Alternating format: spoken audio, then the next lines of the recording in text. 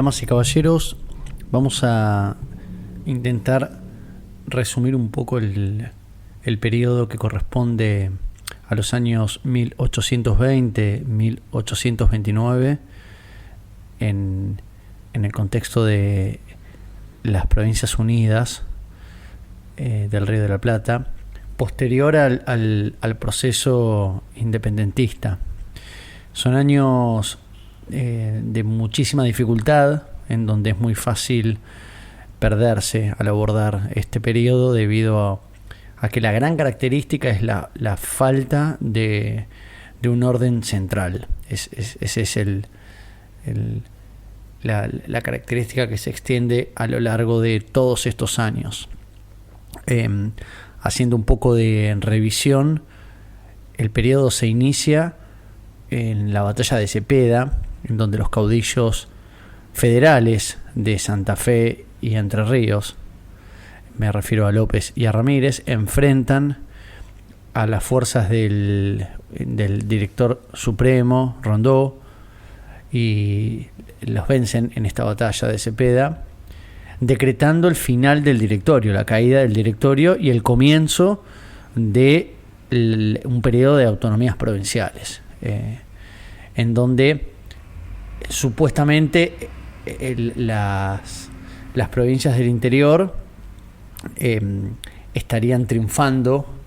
Y hablo de un supuesto debido a que veremos cómo, avanzados los años, finalmente esta situación terminará beneficiando de alguna forma a Buenos Aires a partir de esta situación de federalismo, ¿sí? Para esto es fundamental tener en claro esas dos ideas que se están disputando en este momento, una vez que la independencia se ha obtenido. ¿Cuál es la nueva discusión?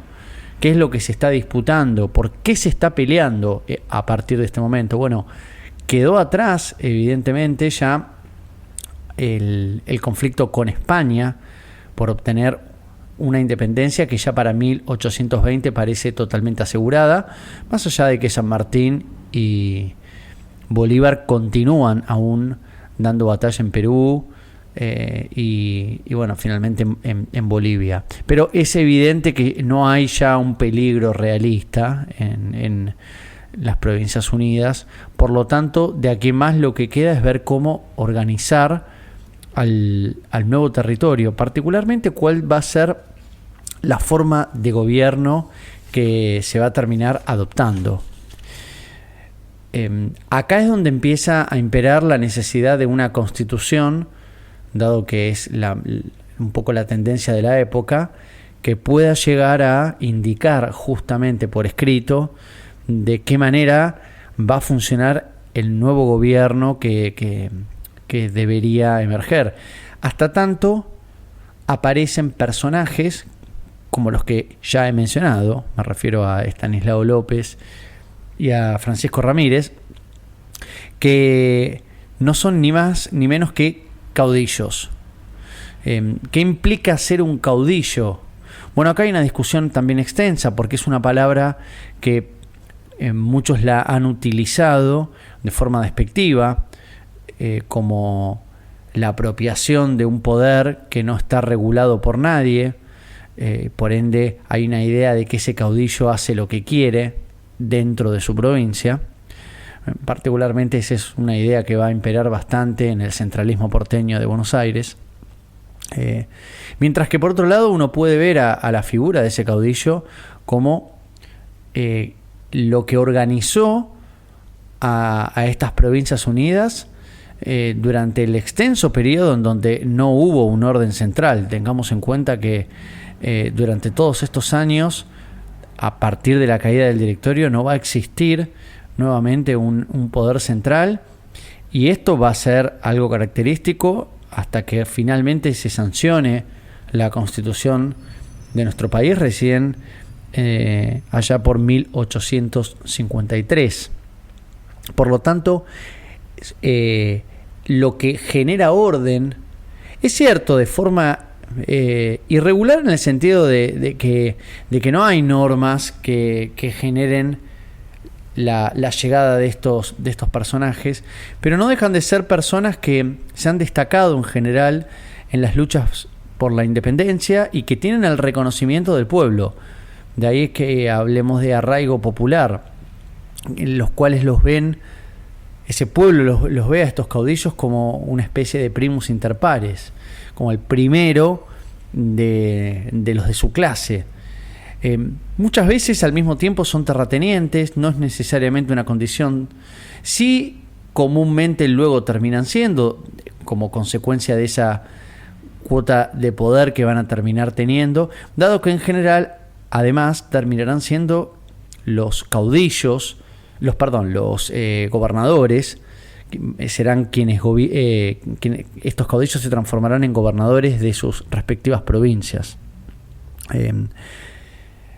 Esta es básicamente un poco una especie de síntesis de lo que podemos considerar como concepto de estos caudillos, alrededor de los cuales de ahora en más las provincias intentarán mantener orden a partir incluso también de constituciones provinciales que empezarán a emerger, como ser por ejemplo la de Santa Fe, a partir de este momento, ¿sí? Para 1820, entonces, posterior a la batalla de Cepeda, Buenos Aires es derrotada, es humillada, particularmente por López y Ramírez, que ingresan a la ciudad con sus ejércitos, con sus caballos, que son atados en lo que hoy sería la Plaza de Mayo, y genera un poco el espanto de la población de la ciudad particularmente. Y se hace necesario empezar a acordar de alguna forma cómo proseguir de aquí en más. Aquí es donde comienzan a aparecer algunos pactos, algunos tratados, que son los que la misma Constitución luego va a mencionar oportunamente en su preámbulo más adelante.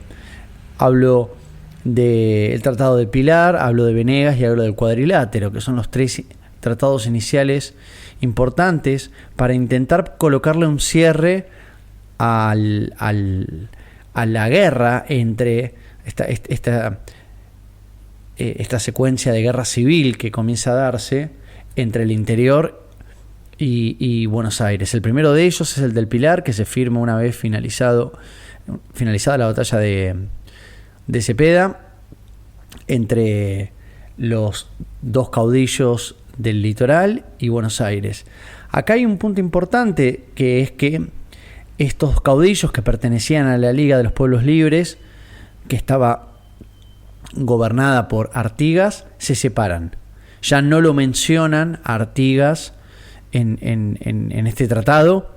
Por lo tanto, acá hay, a pesar de que Buenos Aires parece ser derrotada, una victoria en esto de empezar a dividir, cosa que se va a ver más acentuado meses más tarde, cuando Buenos Aires firme únicamente con Santa Fe la paz en el Tratado de Venegas, generando en este caso la ira de Ramírez, quien va a quedar por fuera de ese tratado.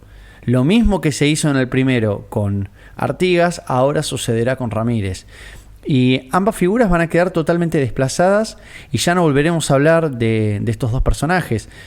En el caso de Ramírez, por retirarse al Paraguay y ya no volver a hablar de él en el marco político, allí va a encontrar su muerte 30 años más tarde.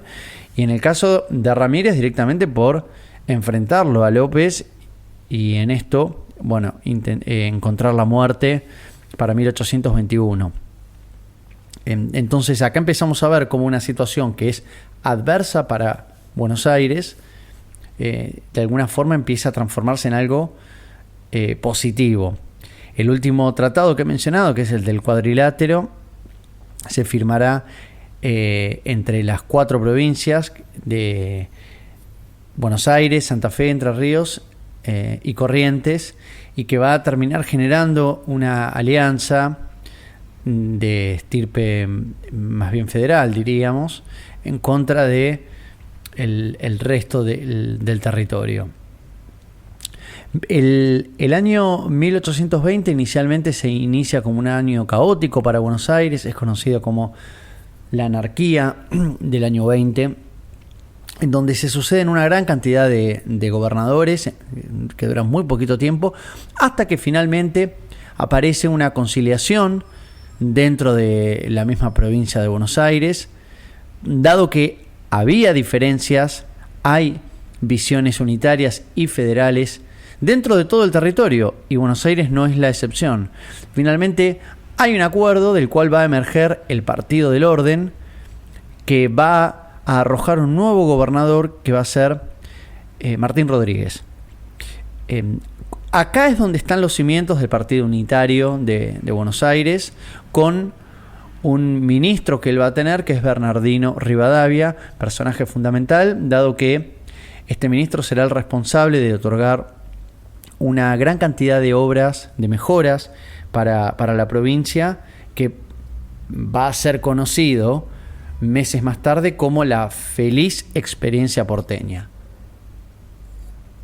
Pero ¿cómo es que pasamos de un periodo de anarquía a una experiencia de felicidad? Bueno, básicamente porque lo que percibe este Partido del Orden es que el federalismo implica autonomías provinciales, por lo tanto, cada provincia debe autoabastecerse y manejarse con sus propios recursos. Y acá es donde está el punto. De esta forma, la provincia de Buenos Aires queda con los recursos de la aduana del puerto de Buenos Aires, que es quien más recauda en todo el territorio. Por lo tanto, comienza a haber una cantidad de dinero que antes se repartía, particularmente pensando en lo que fue el periodo de guerras, de luchas por la independencia, y que ahora va a quedar en Buenos Aires. Antes de continuar, en el mismo capítulo que estamos analizando se menciona la figura de Miguel Martín de Güemes, que la he pasado un poco por alto, que resulta fundamental como un gran ejemplo de lo que es un caudillo, dado que en Salta él logra conformar un poder total, al punto tal de transformarse él mismo en gobernador de la provincia, y resulta un personaje destacado para lograr afianzar el proceso independentista y evitar el avance, junto con otros personajes destacados que en el Alto Perú conforman estas republiquetas, que lo que hacen es evitar el avance de los españoles para intentar recuperar el territorio. Por eso es que hablamos de estos personajes que gozan de una autonomía muy pero muy grande, pero no hay que olvidarse que muchas veces, como en el caso de Güemes, esto es algo extremadamente positivo para el desenlace de nuestra tan anhelada independencia. Volviendo un poco entonces al contexto de Buenos Aires, se inicia entonces, luego del Tratado del Pilar y luego del Tratado de Venegas, un periodo de bonanza económica, en donde va a haber una gran cantidad de obras que mayormente lo van a tener a Bernardino Rivadavia como máximo responsable.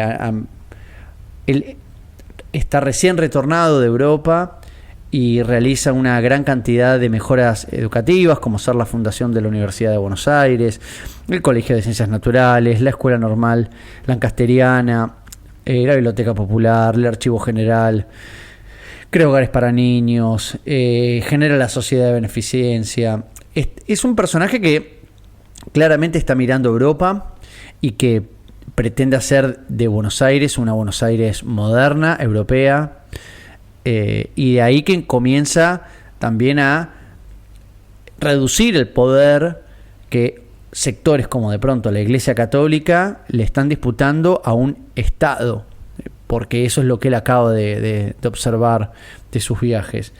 De allí que de pronto le quita el derecho a recaudar el diezmo, hay una gran cantidad de tierras que va a terminar confiscando, cierra conventos, cierra monasterios. De hecho, va a haber una reacción de parte de un sector por estas reformas que son vistas como luteranas de alguna forma. Finalmente, se impone Rivadavia con todo el poder, y son obras que uno verdaderamente las puede ver de la mano de la ideología de la época, mayormente europea, post-ilustración, ¿sí? Podríamos verlo de esa forma. También va a generar una enorme cantidad de mejoras en el ámbito de la ciudad de Buenos Aires, como ser, por ejemplo, el alumbrado a gas de las calles de Buenos Aires, lo cual es un beneficio que gozan muy pocas ciudades de Europa. Asimismo, también encara una reforma en el puerto de Buenos Aires. Y aquí, dentro de ello, al mismo tiempo, bueno, comenzará a haber un vínculo económico con Gran Bretaña, que finalmente se va a ver plasmado en el primer empréstito de la casa Baring Brothers, que contrae Buenos Aires y que finalmente va a terminar pagando Argentina como país en 1904. Este empréstito que se pide en esta época es totalmente dilapidado, dado que de lo que se pide, aproximadamente 1 millón de libras esterlinas, es la mitad de lo que llega, y de esa mitad muchas llegan en letras de cambio. Un préstamo que, bueno, como en general suele suceder con los préstamos, resultan ser bochornosos, y que el número que anuncian no termina llegando, y por el cual luego hay que terminar respondiendo, básicamente. Hablaremos también un poco de este préstamo más adelante, cuando mencionemos lo que es la ley de enfiteusis, dado que como consecuencia de esto, bueno, necesita recurrir al arrendamiento de tierras que en verdad no pueden venderse por estar justamente como garantía de este préstamo. El periodo de la feliz experiencia es el que abarca entonces el gobernador que recién hemos mencionado, Martín García, y en verdad, una vez que culmina su mandato, Rivadavia va a intentar continuar el mismo. Sin embargo, va a ser Las Heras quien finalmente, Gregorio Las Heras va a ser quien finalmente termine sucediéndolo en el cargo. Anteriormente cometí la torpeza de confundir a Martín García con quien es verdaderamente el gobernador, que es Martín Rodríguez. Es un error que suele darse comúnmente.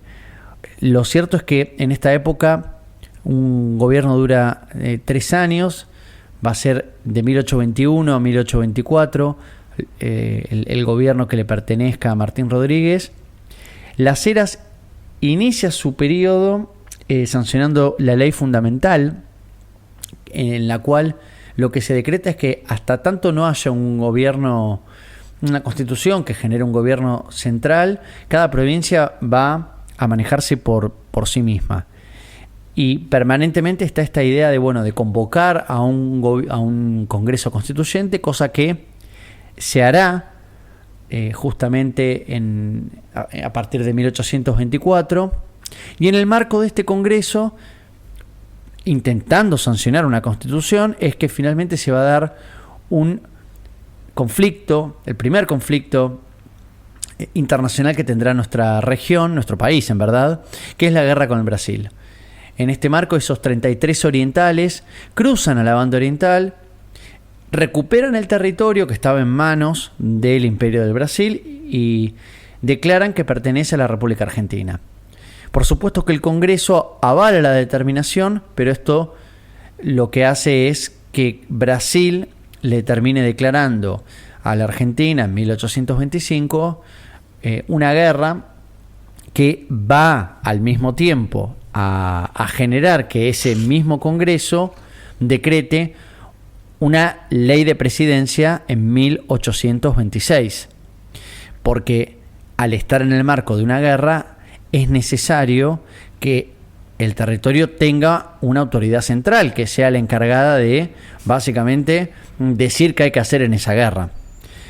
Ahora sí, entonces, el personaje que va a asumir en 1826 como primer presidente no constitucional de nuestra historia va a ser Bernardino Rivadavia, quien al mismo tiempo forzará a que ese Congreso, que sigue funcionando, decrete la ley que mencioné anteriormente, que es la ley de enfiteusis, por la cual lo que hace es esas tierras más prósperas que hay en lo que sería la pampa húmeda de nuestro territorio, Buenos Aires, Santa Fe, Córdoba, puedan ser alquiladas. No pueden ser vendidas porque están como salvoconducto de justamente el empréstito que se había tomado.